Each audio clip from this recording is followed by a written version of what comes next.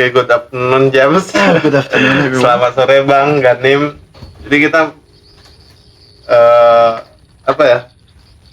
Kalau podcast tanpa nama ini sebenarnya namanya. Oh, PTK. PTK.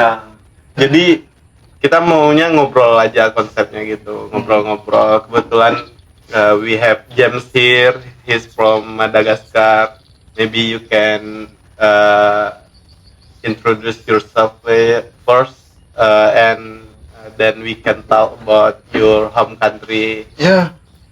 First of all, everyone, my name is the full name Nari Malaromisa Tina James. Yeah, it's really long. Nari Malaromisa Tina James. But everyone call me James because they cannot spell James. Oh, James. But James is okay. I'm a student from Ilmu Komunikasi, udah selesai sarjana, master sekarang. Semester still live in Indonesia since 2017. 18 in Isi Padang Panjang first, and then in Una. Oh, so before you're learning in Isi Padang Panjang? Yeah, for Dharma Siswa program.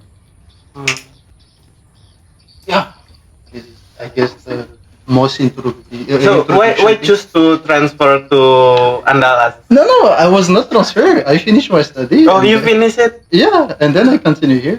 Oh. It was just program for 1 year. Oh, just Yeah. 1 year. It's like seni karawitan pancak silat ya. and Gandan studio. Gandang Situju. Oh, No, bukan studio, studio. Tujuh. Studio.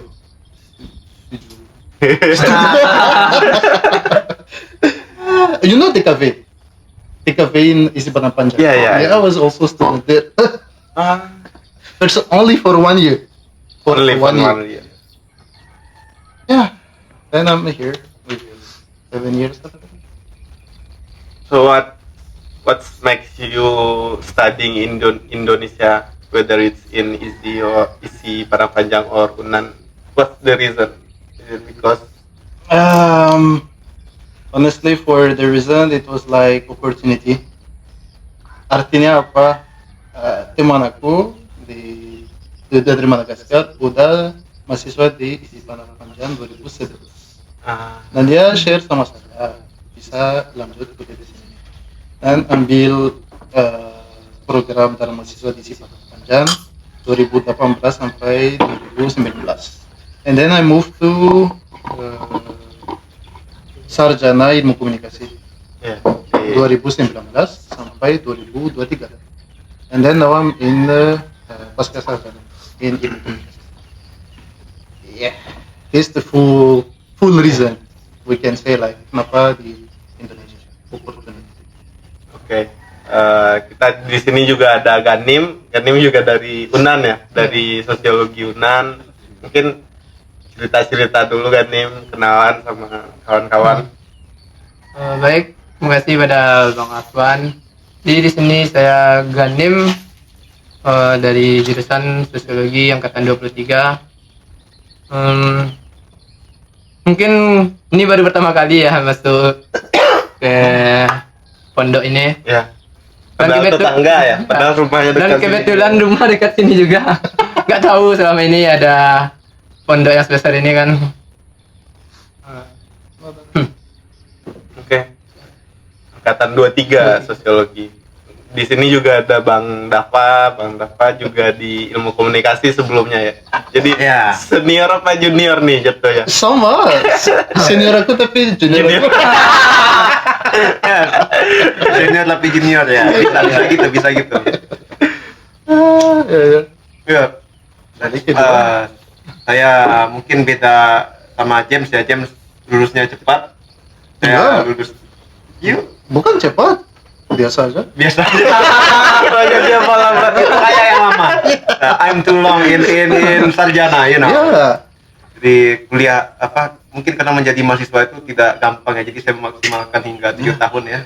Kafah kalau bahasanya ya, totalitas. Karena kesempatan yang sulit itu digapai, apalagi dengan ekonomi sekarang. Benar sekali. Kapan lagi kan bisa Iya, kuliah? iya. Jadi 2018 masuk, 2025 tamat. Ya, saya mau komunikasi, kebetulan di komunikasi UNAN itu ada konsentrasi jurnalistik. Saya di sana, MTF. Oh, MTF, Media TV Film ya. Dan kebetulan saya juga mungkin bisa dibilang pernah bekerja sebagai wartawan harian gitu ya. Dan sekarang masih berusaha untuk tetap menjaga semangat jurnalistik itulah sama di Indonesia. Ya. Bang Dava juga bikin ada podcast juga ya sama kawan-kawan di Dangau, atau itu memang bebas siapa yang mau ikut juga? Ya, kurang lebih demikian, karena saya punya hobi itu menikmati kesenian ya. Sebenarnya kita semua pastilah penikmat seni lah ya. Tapi saya berkomunitas, jadi di Dangau Studio itu kebetulan kita ada berbagai bentuk semacam podcast atau video ngobrol-ngobrol gini ya. Jadi karena Dangau Studio sering diajak kolaborasi sama berbagai organisasi, berbagai komunitas juga yang lain. Jadi kadang pas kita ngobrol kita videoin gitu kan. Walaupun apapun itu, mau itu himpunan mahasiswa, mau itu komunitas apapun itu gitu kan. Tapi kita juga ada konten spesifik, misalnya kita ngobrol bersama, terakhir kita bikin bersama musisi, jadi kita sambil kita bikin videonya mengulik soal karya-karya musisi ini, proses kreatif dia, bahkan kehidupan dia juga. Jadi karena saya percaya dari kesenian itu, satu, dia bisa menyembuhkan ya. Lagi di kondisi sekarang kita banyak alasan untuk stres ya kesenian lah penyembuhnya ya James ya. Makanya James sampai kuliah di Institut Seni ya, ISI ya. Ya, sama, dan juga saya percaya kesenian itu dia bisa mengumpulkan orang untuk kemudian diarahkan kemana itu, ya bisa gitu. Lebih demikian ya James ya. Dan kebetulan kita Gen Z semua ya, Gen Z hitungannya. semua. Bukan. Bukan milenial. Milenial. You're not. I'm not old. I'm 3 years old. Just continue. It's okay. I don't want to be say that I am old when I am 50. I'm still young even when I am 50 in the future. I am 3 years old. Umur hanyalah angka sebenarnya. Iya. Just a number. Nah, karena kebetulan James dari Madagaskar, dan akhir-akhir ini aku banyak baca lihat-lihat berita itu di Madagaskar lagi rame protes juga kan, krisis politik lah. Dan itu nggak terjadi hanya di Madagaskar sebenarnya gitu. Ada di Indonesia juga banyak sebenarnya, tidak hanya yang akhir-akhir di akhir Agustus Reset Indonesia, sebelum-sebelumnya juga banyak gerakan-gerakan sosial yang kecewa lah jatuhnya dengan kebijakan yang dibikin pemerintah gitu. If you're not if you can understand, just No, it's tell okay. me. No problem. Kita Minang aja ya. Minang. Lebih Kapiladan. Sakit aja bahasa Minang. Jadi ini fenomena yang apa ya, cukup sering kita lihat dan jadi pertanyaan juga bagi aku pribadi gitu. Apa sih yang terjadi? Kenapa banyak gelombang-gelombang protes yang dilakukan Gen Z saat ini? Apakah itu tiba-tiba atau memang puncak dari banyaknya permasalahan entah itu di Madagaskar misalnya atau di Indonesia? Kemarin juga ada di Nepal dan di Filipina juga pernah, juga baru-baru ini ada protes gitu. Nah, mungkin kita pengen ngobrol bahas itu, mungkin bagi-bagi perspektif, karena James dari Madagaskar mungkin ada mengikuti berita yang di kampung juga kan. Terus juga ada Ganim kan mahasiswa sosiologi, kita kayak dari perspektif sosiologinya itu gimana sih melihat ini terjadi? Mungkin kita ngalir aja apa yang terpikirkan aja gitu. Kira-kira dari James mungkin mau sharing duluan tentang Madagaskar, terus ada perbandingan mungkin di Indonesia kalau mengikuti juga. Cuman kita boleh fokus ke Madagaskarnya dulu, mungkin kenapa bisa terjadi protes itu alasannya gitu. Bahasa Indonesia, bahasa Inggris boleh? Bebas. English is okay. I will say in English why maybe we can have more audiences nanti. Siapa tahu? Boleh. Yeah. The first question was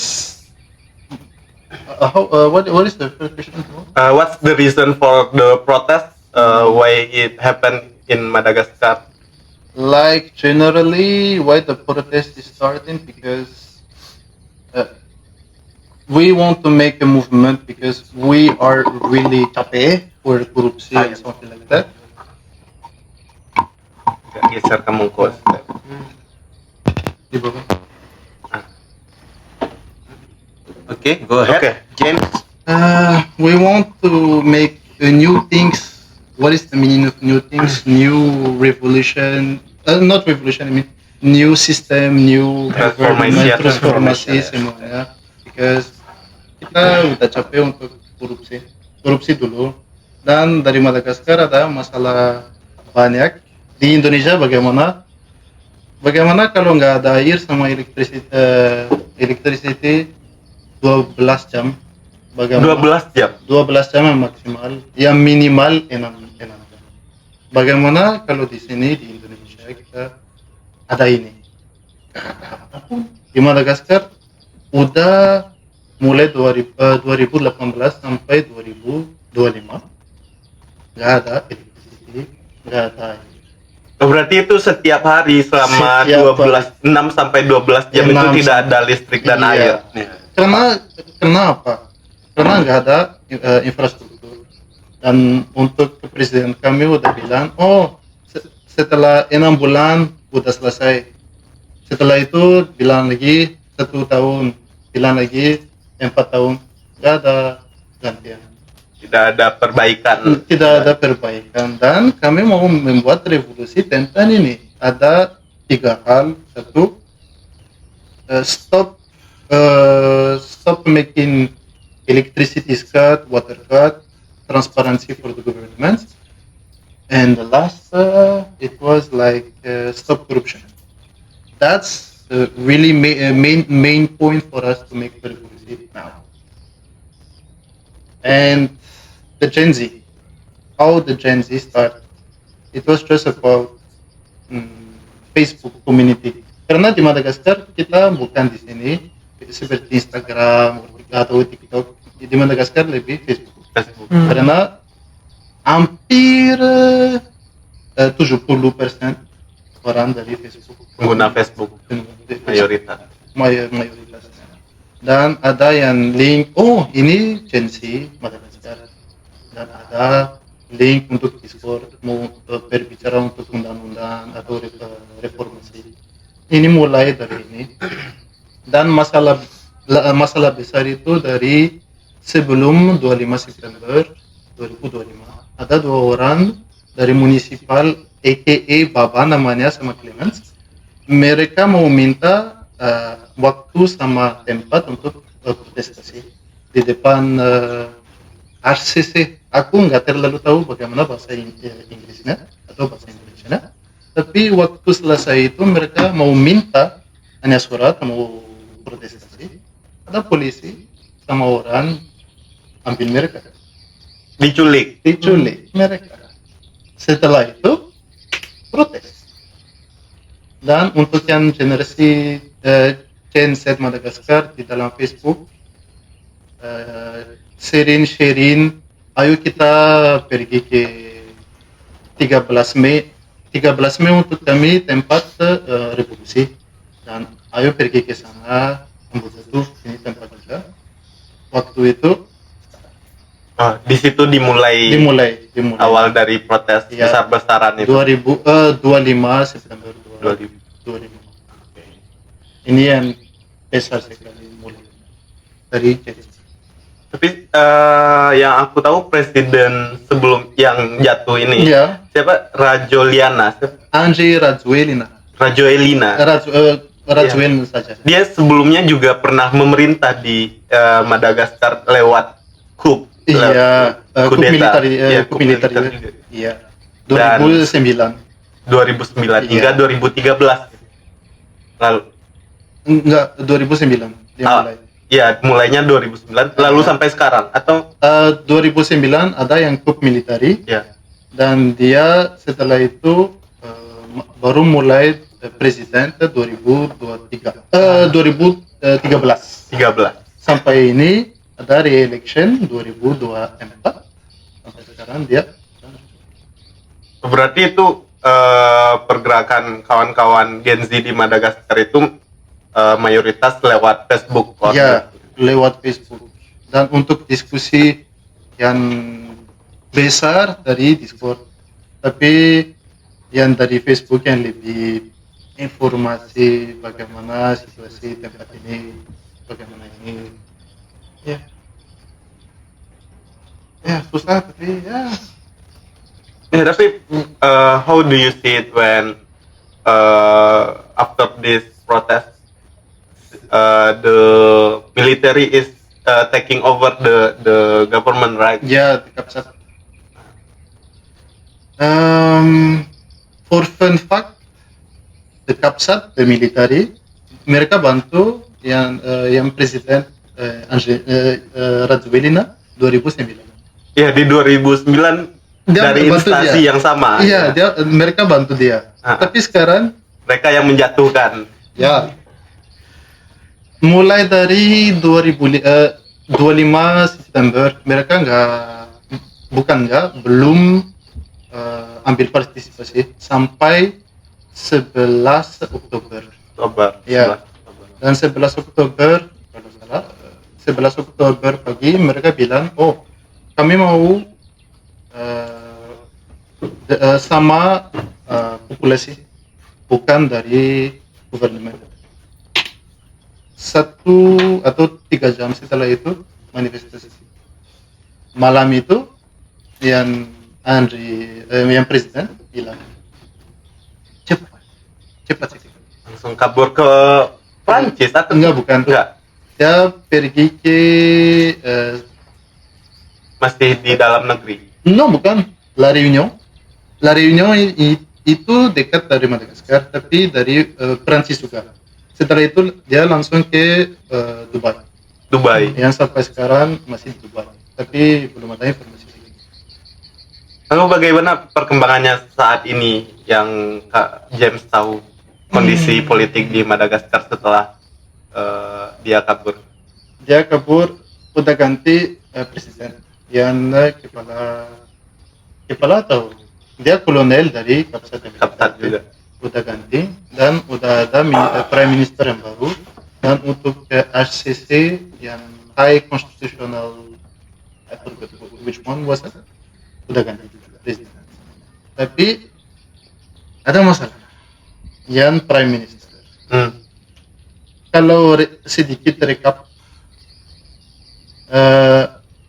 bukan hanya presiden dari Madagaskar yang masalah, ada nama Mami Rapatumanga, aka kita bilang Blue Rocks. Blue Rock. Iya, Blue Rocks, Sweet Blue Rocks namanya. Siapa dia? Dia bukan orang politisi, bukan orang biasa, dia orang bisnismen. Oligark di belakang presiden. Yang paling rich, yang kaya itu. Yang sebenarnya punya kekuasaan di sana. Iya, setelah itu yang manifestasi yang dari Gen Z itu mau dia juga bubarkan sama dia karena ada korupsi banyak dari dia. Tapi yang prime minister yang baru teman dia.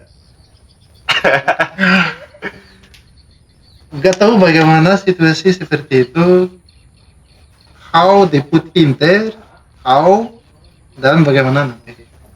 Yang saya tahu, yang presiden yang baru bilang dia ada 1 bulan opportunity untuk dia. Kalau nggak selesai atau nggak ada perubahan diganti. Ini yang baru sekarang. Nah, gimana tuh Bang Dava atau Gani melihatnya? Karena kalau kita di HI juga belajar itu kan neogramskian, kontra hegemoni. Yeah, exactly. When the society want to change the ruling class, selalu terjadi kooptasi kan. Dan saya pribadi melihatnya apa yang terjadi di Madagaskar, ya itu gitu, transformisme atau kooptasi itu, karena gerakan Gen Z di sana belum mampu untuk benar-benar merebut pemerintahan di sana gitu, malah digantikan oleh ruling class yang sama sebenarnya gitu, yang masih menguasai sektor-sektor ekonomi gitu. Dan mungkin itu juga jadi permasalahan yang dirasakan di Indonesia begitu, ketika kita coba menuntut perubahan sosial di Indonesia. Kita masih belum punya kekuatan untuk memastikan bahwa ketika entah itu revolusi atau reformasi yang terjadi itu benar-benar di tangan kita gitu, di tangan masyarakat atau rakyat gitu. Dari Bang Dava atau Ganim mungkin mau kasih pandangan atau apa? Gimana tuh Ganim? Kalau menurut Ganim kan yang terkait dengan aksi Gen Z sekarang ini kan condongnya ke arah media sosial, mana kan banyak kawan-kawan yang terlibat dalam melakukan statusnya, seperti yang kemarin 17+8 tuh kan sangat banyak kali tuh yang melakukan pembuatan tersebut. Jadi dengan adanya media sosial itu kan bisa memberikan suatu gerakan positif terhadap kawan-kawan yang belum paham akan tentang keadaan yang politis sekarang ini. Jadi kalau dalam sudut pandang sosiologi itu ada namanya, kenapa bisa terjadinya gerakan hal tersebut, adanya dari struktural konflik, yang dimana kan struktural konflik itu kan seperti bagaimana adanya perbedaan kepentingan antara pejabat dengan masyarakat yang bawah atau masyarakat yang marginalkan.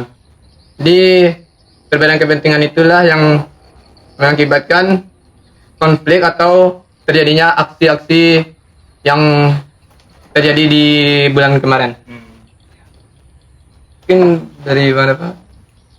Ya, mungkin kurang lebih ini seru ya, bahas persoalan Madagaskar ini sebagai sebuah contoh kasus saja. Just one example of the case, like ya, pertama yang kita lihat di sini adalah sebuah gerakan sosial yang mana ya selalu berulang tiap zaman gitu ya. Dan juga satu sisi kita melihat bagaimana generasi Z ya, Gen Z, yang mana paling mentoknya Gen Z ini umurnya berapa ya? Umur 30 ya, 35 kali ya. Gen Z paling tua itu umur berapa sih? Umur 97, kelahiran 97. Iya, berarti belum umur 30, berarti umur 20-an ya, 20-an akhir lah paling mentok ya kan gitu. Mungkin berkaca dari ini, dari gerakan besar sebelumnya yang kita bisa bilang kalau Indonesia mungkin 98 dulu ya. Di tahun 98 mungkin kemarahan sudah memuncak ya, rakyat umum gitu kan. Karena memang ketika kita lapar, kita menderita, maka kita marah gitu kan. Disitulah terbuktilah teori Marx soal revolusi, walaupun terlepas revolusi ini berhasil atau tidak kan, seperti itu, atau reformasi ini berhasil atau tidak gitu kan.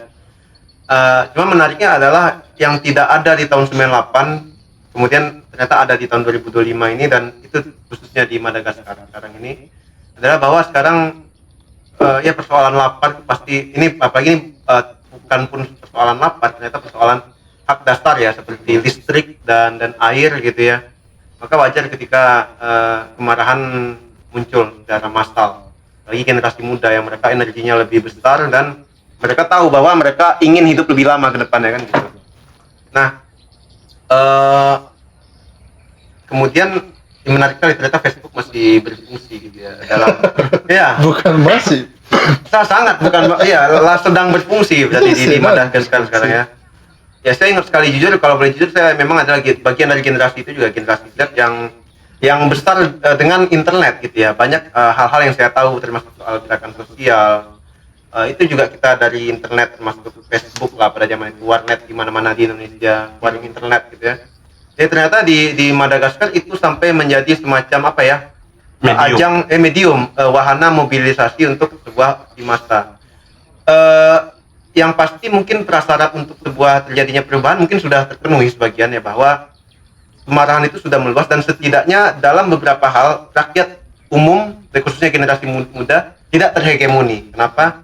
Karena kalau misalnya biasanya kan pola hegemoni itu kan pemerintah melalui penyambung lidahnya itu menunjukkan bahwa diri mereka adalah pelindung rakyat, dan ternyata itu terpatahkan dengan kondisi real, ditambah lagi dengan penggunaan internet yang semakin menyebarluaskan kemarahan dan keresahan itu kan, seperti itu.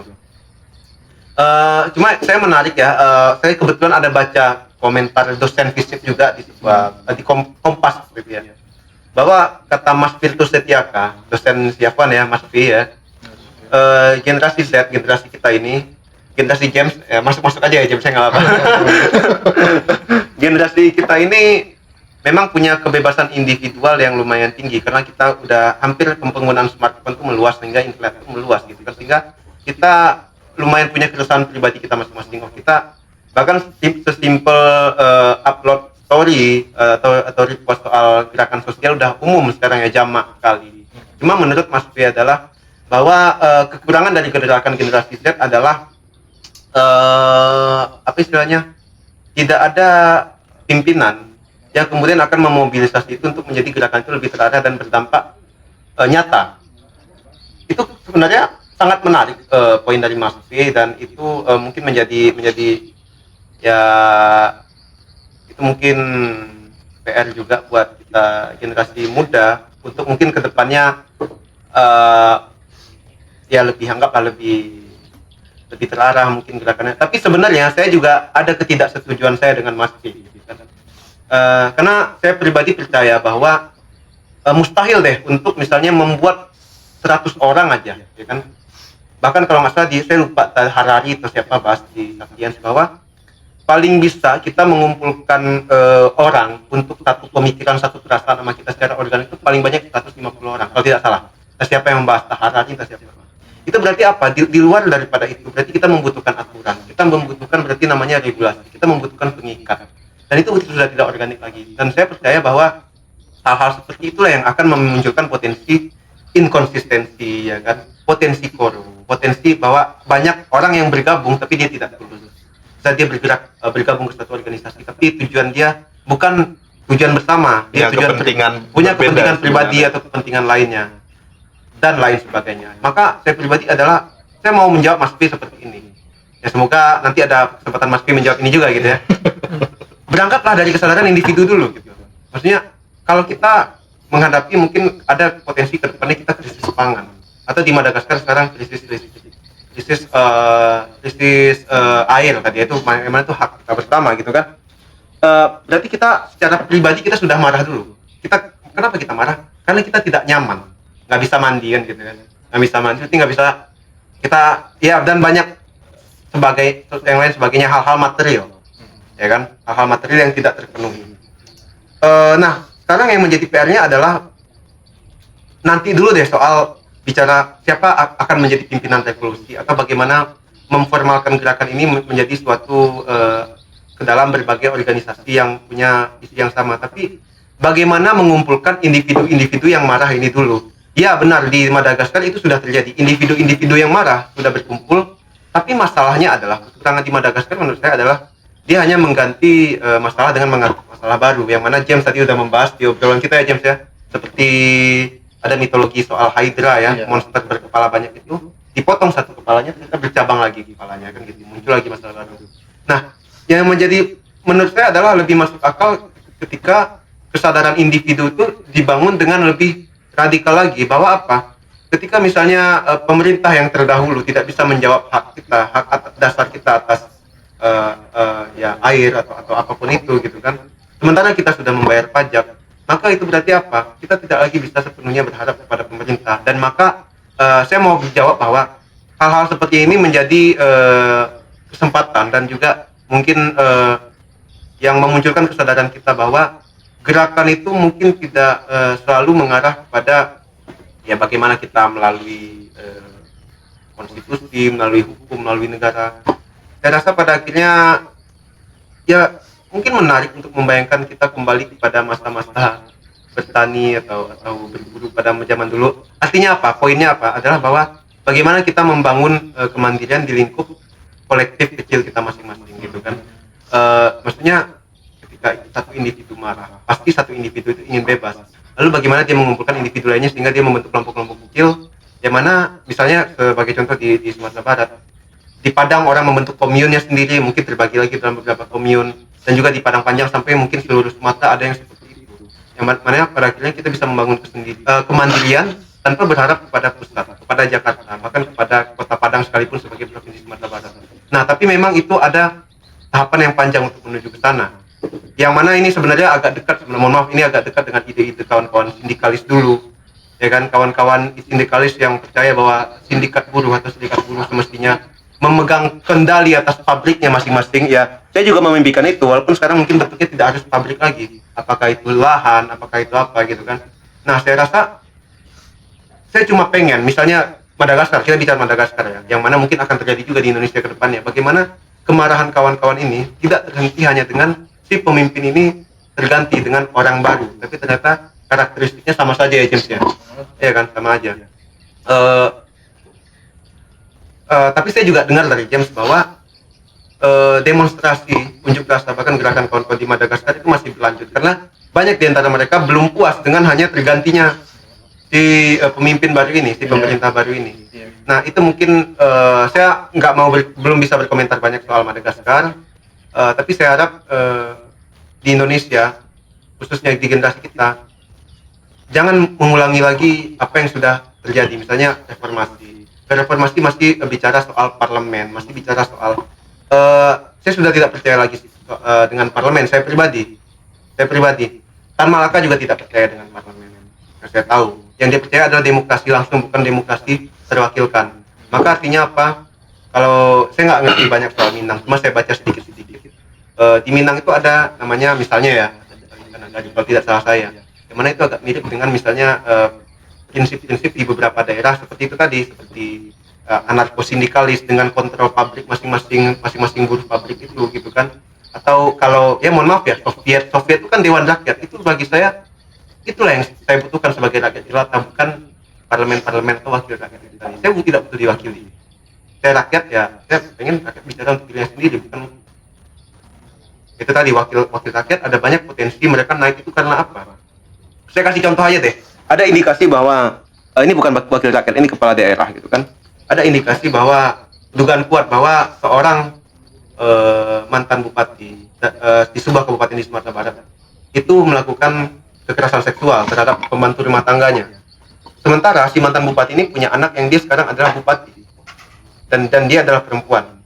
Nah, sampai sekarang tidak ada sikap yang nyata dari si perempuan ini terhadap si korban kekerasan seksual itu, padahal korban itu juga adalah perempuan gitu kan. Sementara dia ketika naik ke permukaan, dia minta dukungan sebagai bupati, pasti dia juga bawa istri perempuan. Nah, sering terjadi pola seperti itu, mau naik kepala daerah, mau naik wakil rakyat gitu kan, anggota dewan. Ya, jadi saya harap ada lebih banyak. Jadi gini, kesimpulan saya adalah semoga dengan kita generasi Z ini masih sama-sama punya energi yang besar untuk banyak hal, akan banyak eksperimen gerakan yang kita bisa coba dibanding hanya gerakan elektoral, gerakan parlemen, gerakan partai politik. Saya harap ada banyak yang lainnya. Jadi kita bisa baca banyak soal Zapatista lah, soal Rohafa, soal itu yang kawan-kawan Kurdi itu ya, dan banyak hal lainnya. Apalagi kemarin waktu tuntutan 17+8 itu juga beririsan dengan narasi federalisme Indonesia gitu kan. Ya ada banyak lagi yang sebenarnya kita kerjakan. Jadi saya harap ya kita bertemu di ruang yang sama walaupun tempat kita berbeda-beda aja sih dulu. Tapi kalau aku melihatnya itu butuh apa ya Bang? Kita harus merubah persepsi atau cara pandang di masyarakatnya gitu. Ya, betul. Bahwa kita bersama-sama memandang bahwa kita dapat hidup mandiri tanpa negara begitu. Untuk makan kita bisa bertani sendiri sebenarnya gitu, bisa mengusahakannya entah itu dalam bentuk komun. Itu tadi kan butuh itu pandangan yang saat ini sudah hilang mungkin di kebanyakan masyarakat gitu. Dan karena kita tadi ada bahas Maspi juga kan, yang aku pahami karena itulah butuh memang ada bukan lembaga juga, bagaimana pemikiran itu memang dapat menjadi common sense. Itu tadi kan butuh orang-orang yang sudah punya pemikiran itu untuk menyebarkannya ke yang lain gitu. Kalau kita melihat kondisi saat ini kan, kita bahkan untuk orang yang sepemikiran belum ketemu mungkin gitu.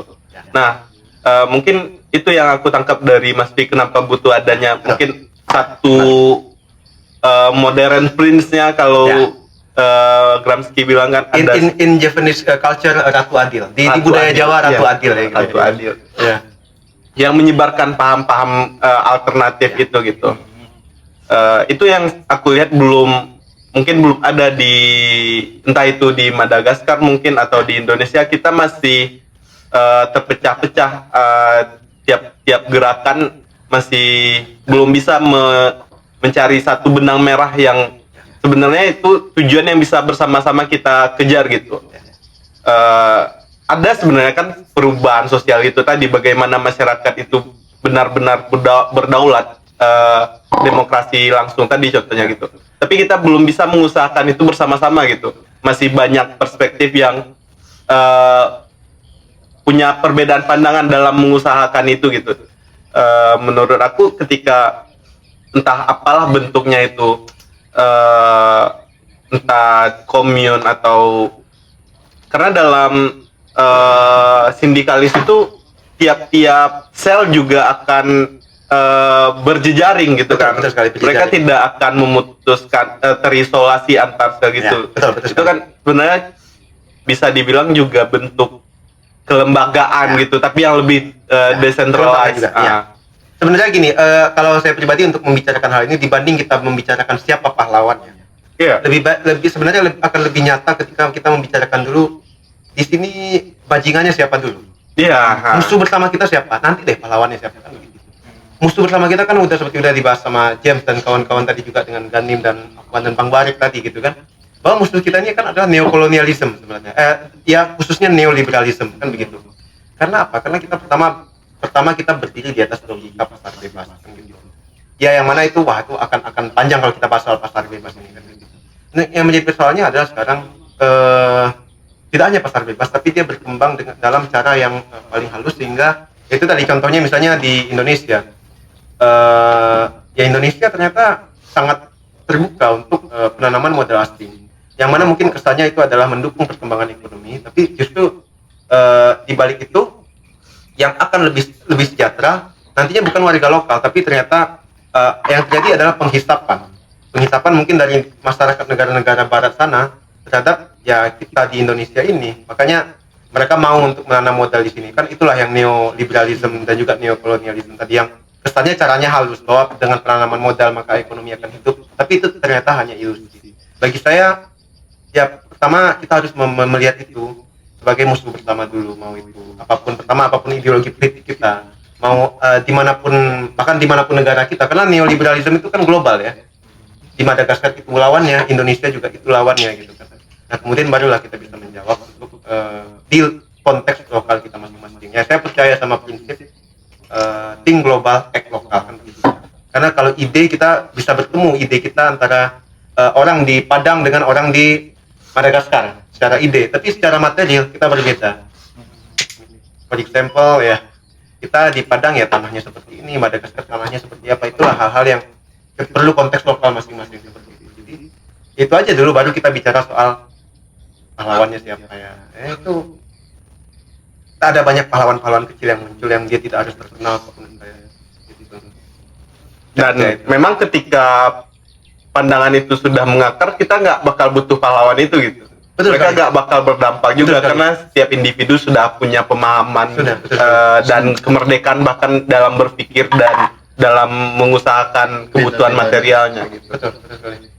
Nah, di Madagaskar sendiri menurut James bagaimana? Karena from what I read 70% population is working in the agriculture like vanilla but itu diekspor semua sebenarnya kan. Ekspor semua. Nah, bagaimana dampak dari neoliberalisme di Madagaskar?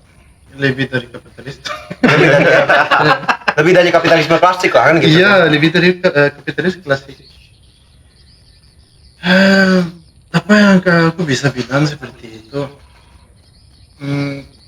Kami lebih ekspor dari impor. Kalau impor susah karena what is the thing?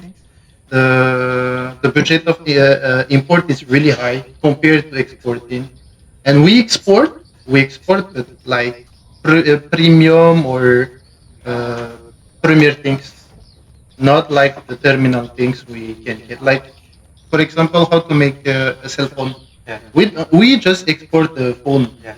No, we export the phone, but we export the material inside. It's really benefits for the another, but really poor for us. Oh, it's more capitalist. Ya, negara-negara seperti Madagaskar Yeah. or Indonesia just become periphery How to say? negara pinggir. Oke. Iya, iya. Negara pinggir yang Pinggir. sumber dayanya dieksploitasi untuk kebutuhan ekonomi di negara maju gitu. Iya. Lalu dijadikan pasar untuk produk-produk yang bahan mentahnya sebenarnya dari kita gitu. Tapi ketika diolah di negara maju, lalu kita juga yang dijadikan pasar yang akan membeli produk-produk itu kan. Mhm. Terus juga di Niger Niger, Burkina Faso sama Mali. mereka punya uranium yang banyak gitu dan bisa mandiri energi sebenarnya. Iya. Tapi kan Ya, ya. uranium itu diekspor ke Prancis kan. Dan ketika mereka sekarang mengusahakan kedaulatan itu malah mereka dibatasi oleh aturan-aturan pasar itu. Jadi pasar bebas pun ternyata tidak ada bagi negara ketiga. Iya. Ya. Pasar bebas itu cuma berlaku bagi mereka Ya, ya, di ya. Mengerti. pusat kapitalisme itu gitu. Karena kalau nggak salah ada 170 million US dollar worth of uranium in Niger, but they can trade it with other countries yeah. because Because of the laws. they the laws, use. the trade, and they don't have the technology Technology. to refine it themselves gitu. Yeah. To Even make the industry. yeah, Yeah. and in Madagascar or Indonesia, I think that's the same thing that happened because of neoliberalism. Yeah. For example, which one is the first exportator for us? We export is French. When we get directly the president, all of the UN nation and the Union Africa, they cut us for everything. You know the terroir? I don't know in which language I can say that. The terroir is the meaning of the nickels, the things like that. We have like nickels, and we directly cut it. French is the first importator of that. We just cancel it. And now, which one? How they will do that? There is no pasar like you said before. They will ask a new importator like China or Russia, but still, it's still closed. We cannot do anything like you said before. There is no investment, there is no industry, there is no material to do that. But for the new one, we hope we want to make our own things in our own country, and we want to export it for the others. Not like always getting sucks for everyone, and they will enrich themselves, and then the another will be poor. Like the poor will be poor always, and the rich will be always rich. Oh, no, finish capitalism lah. Dan juga mungkin saya mungkin bisa bilang juga karena kebetulan nih lokasinya strategis juga ya. ya hal-hal seperti ini, hal-hal nyata ini yang saya harap saya pribadi juga bisa lakukan ke depannya, itu seperti ya di pondok daulat ya namanya aja udah pondok daulat ya. Ya seperti kata Bang Warik tadi, kita menanam apa yang kita makan apa yang kita tanam, itu udah prinsip yang bagus yang saya harap ada banyak khususnya Gen Z dan generasi kedepannya yang sudah menanam prinsip-prinsip seperti itu, yang mana minimal di lingkup kecil kita dulu, lingkup pribadi kita, lingkup kawan sekitar kita bisa menjawab persoalan kebutuhan kita dulu, sehingga pada akhirnya kita berkurang ketergantungan kepada penguasa, kurang lebih seperti itu. Jadi hal-hal eksperimen mungkin bukan istilahnya eksperimen ya, upaya seperti ini menurut saya perlu diperbanyak, itu aja sih. Saya pribadi jujur juga mengakui saya belum di level seradikal itu bertindak, tapi saya pengen suatu saat seperti itu in my lifetime gitu. Dan jika dilakukan bersama-sama tentu akan lebih mudah tercapai. Ya. Dalam tanda kutip mohon maaf, pada akhirnya kalau di ilmu komunikasi ada istilahnya opinion leader lah, atau di istilah sekian ada intelektual organik intelektual gitu kan. Ya kalau bahasa kita kan peran kenabian itu perlu ada, dalam tanda kutip ya. Apa peran kenabian itu gitu ya. Artinya orang-orang emang dia berbuat nyata minimal untuk diri dia sendiri. Kemudian dan lingkup kecil dia minimal rumah tangga dia, keluarga dia. Kemudian mungkin itu menjadi teladan bagi orang lain. Bukan malah dia hanya ceramah pura-pura. Iya, saya harap ada banyak Gen Z yang melakukan peran kenabian seperti itu gitu kan, yang kemudian kita jadi sumber lah bagi kita untuk kita terbebaskan juga, lebih demikian.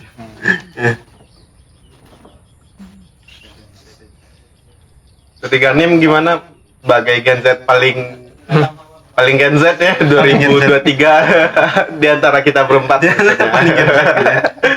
melihat kan Ganim juga aktif di gerakan di kampus, di PHP gitu, masih ada harapan nggak dengan kawan-kawan yang di kampus dalam bergerak di masyarakat untuk perubahan yang lebih baik ini gitu? Atau pandangan Ganim tentang bagaimana sih Gen Z di Sumbar mungkin melihat politik itu bagaimana gitu? Menurut Ganim kan kalau anonim tentang Gen Z di Sumbar terhadap politik ini kayak seperti apa ya? Kayak yang wajah-wajah yang tampil di depan tuh orangnya itu saja. Ibaratnya gerakan kita nih kayak stagnan gitu, kayak misalnya kan ada narasi kemarin tuh kayak seperti apa namanya tuh, kayak Sumbar damai kan, itu kan kayak ada hal yang rancu di dalam tuh. Kenapa sesuatu yang seharusnya dipermasalahkan lebih besar malah tidak dikuliti atau tidak digali lebih dalam? Bahkan yang anehnya setelah, kalau kemarin ya kita ambil contoh, emang yang anehnya itu kan misalnya sudah ditandatangani malah dibubarkan langsung, seolah kayak sudah ada panggung sandiwara gitu. Ya, panggung sandiwara itu kan kalau ibaratnya kata siapa namanya, teori dramaturgi itu kan tuh bahasanya sudah ada apa panggung belakang gitu atau meja di bawah gitu kan, nah, kayak gitu. Jadi kalau dalam pandangan itu jadi seharusnya kan mulai dari yang bergerak itu harusnya tidak membawa kepentingan untuk dia akan naik untuk naiknya jadi pejabat nanti kan. Jadi tapi dia memang dari hati nuraninya untuk masyarakat atau untuk yang kawan-kawan yang sudah yang berjuang gitu. Itu sebenarnya kan dapat dari pahlawan kecil itu tadi ya. Jadi seharusnya kita memang secara sadar bergerak dan tahu gitu tujuan kita bersama itu apa kan. Kira-kira dari Bang Dapat atau James ada lagi yang, karena sudah 49 menit ternyata kita ngobrol-ngobrol cukup lama juga. apalagi tadi juga udah banyak ngobrol juga kan. Ya, di bawah. Kalau di Madagaskar sekarang saya bisa bilang belum selesai. Bagaimana untuk Indonesia saya pause karena ada kuliah seperti itu, ada masalah di Madagaskar juga. Tapi untuk ini kalau solusi belum selesai, masih ada masalah, kami mau lanjut. Mahasiswa atau orang yang Gen Z, untuk kami Gen Z itu artinya semuanya. Semuanya. Semua rakyat. Gen X, Gen Y, Gen Y, mahasiswa, mahasiswi atau dari kedokteran, apa lagi, politisi men atau lawyer masih di dalam Gen Z. Dan ini untuk kami seperti voice to say stop, ganti lagi lah, mau baru, kami nggak mau hidup lagi seperti yang lalu. Wajah yang lalu hapus, wajah baru. Ya, make sense, but bagaimana kita membuatnya? Need time, step by step, need proses juga bagaimana, who will lead this. Kalau di Indonesia saya nggak terlalu bagaimana struktural Gen Z itu, tapi untuk Madagaskar Gen Z nggak ada kepala. Sama di Indonesia kan? Iya. Di Madagaskar nggak ada kepala, kalau ada kepala langsung dia hilang. Nggak bisa. Tapi untuk sekarang, I hope it will be okay, safe and finish. Siapa mau lama-lama? Ya, saya rasa mungkin menarik ya. Saya selalu ingat statement Mas V itu bahwa ya Gen Z terkesan lebih berani, lebih bebas untuk menyuarakan keresahan individunya, dan saya rasa itu harus dipelihara. Bahkan menurut saya semakin diradikalkan ya, maksudnya semakin kita resah, semoga semakin kita jadinya membaca, mau itu membaca teks maupun membaca situasi, membaca alam dan lain sebagainya. Dan ada pun soal arah gerakan, pimpinan revolusi, saya rasa setidaknya kita sadar dulu bahwa masing-masing kita pemimpin bagi diri kita masing-masing. Itu dulu aja deh. Itu kalau menurut saya. Oke, mungkin untuk apa ya? Ya harapan kita memang itu perubahan itu benar-benar jadi dan nyata gitu. Dan ya kita benar-benar bisa mandiri dengan merdeka bagi diri kita pribadi masing-masing. Mungkin untuk ngobrol yang direkamnya kita cukupkan saja ya, karena cukup panjang juga, dan sudah sampai sebenarnya nanti kan ini juga bisa jadi bahan diskusi kita selanjutnya juga gitu. Harapannya makin banyak kawan-kawan yang tertarik untuk ngobrol bareng kita, membahas masa depan kita juga sebenarnya ini kan. Terima kasih Bang Dava, James, Ganim udah mau ngobrol di sini, membagikan perspektifnya. Ya nanti kita coba jadwalkan lagi, mungkin nanti diskusi lanjutannya. Bagi kawan-kawan yang ingin gabung juga bisa kontak-kontak aja. Mungkin sekian, terima kasih, kita cut dulu. Salam. Sama-sama. Salam merah.